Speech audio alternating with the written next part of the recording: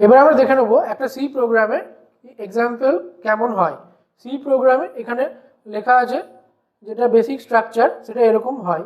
আর সিটা অবশ্যই একটা কেস সেন্সিটিভ প্রোগ্রামিং ল্যাঙ্গুয়েজ, মানে এখানে আমরা দেখছি যে সিতে যদি আমরা ক্যাপিটাল লেটারে কিছু লিখি তাহলে অবশ্যই সেই ভেরিয়েবলটাকে বা সেই জিনিসটাকে অ্যাক্সেস করার জন্য ক্যাপিটাল লেটারই আমাদেরকে ইউজ করতে হবে।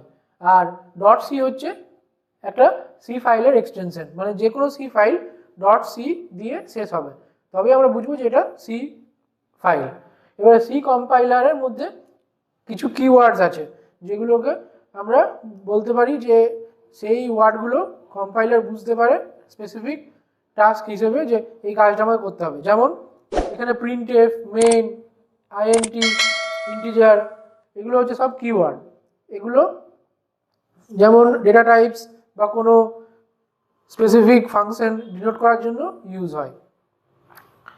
এবার এখানে আমরা দেখতে পাচ্ছি যে এখানে লেখা আছে হ্যাজ ইনক্লুড stdio.h। এখানে .h মানে কি, এটা একটা হেডার ফাইল।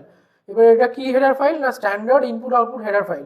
এই যে আমরা এখানে প্রিন্টএফ লিখেছি, এই প্রিন্টএফটা ব্যবহার করার জন্য তো কম্পিউটারকে বুঝতে হবে যে এই প্রিন্টএফটা কি করবে, প্রিন্ট করবে হ্যালো ওয়ার্ল্ড, এই স্টেটমেন্টটাকে আউটপুট স্ক্রিনে প্রিন্ট করবে। সেটা বোঝানোর জন্য এখানে এই হেডার ফাইলটা আমাদের দরকার। সেরকম আরও অনেক হেডার ফাইল হয় যেগুলো আমরা এই প্রি প্রসেসর বা হ্যাশট্যাগ দিয়ে ইনক্লুড করতে পারি। যেমন ম্যাথমেটিক্স ফর্মুলার জন্য বা অন্য আরও যে কোনো কাজের জন্য আলাদা আলাদা হেডার ফাইল হয়। এরপরে আমরা আসবো এই ইন্টিজার এইটাতে। এটা হচ্ছে একটা global variable declaration section. Global variables মানে যে ভেরিয়েবলগুলো প্রোগ্রামের যেখানে খুশি ইউজ করা যায়, সেই জন্য এটাকে বলছে গ্লোবাল ভেরিয়েবল।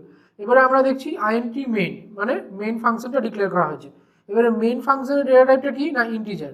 এটা হচ্ছে ডেটা টাইপ। এবারে এটা কেন ইন্টিজার না, যে কোনো হতে পারে, ভয়েডও হতে পারে, কিন্তু এখানে আমরা ইন্টিজার নিয়েছি সেই জন্য আমাদেরকে এখানে রিটার্ন করতে হবে 0।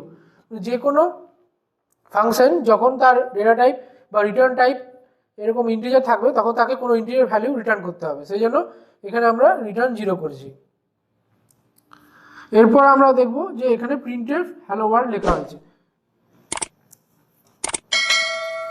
এবার অবশ্যই এর যে এক্সিকিউশন সেটা হচ্ছে প্রসিডিওর ওরিয়েন্টেড প্রোগ্রামিং ল্যাঙ্গুয়েজ, এটা পপ বা প্রসিডিওর ওরিয়েন্টেড ল্যাঙ্গুয়েজ। সেই জন্য এখানে পর পর সব কিছু এক্সিকিউট হয়, মানে কোনো একটা আলাদা করে এক্সিকিউট হলো এরকম কিন্তু হয় না। মেইন ফাংশনের এখান থেকে এক্সিকিউশন শুরু হবে আর এখানে গিয়ে এক্সিকিউশন শেষ হবে।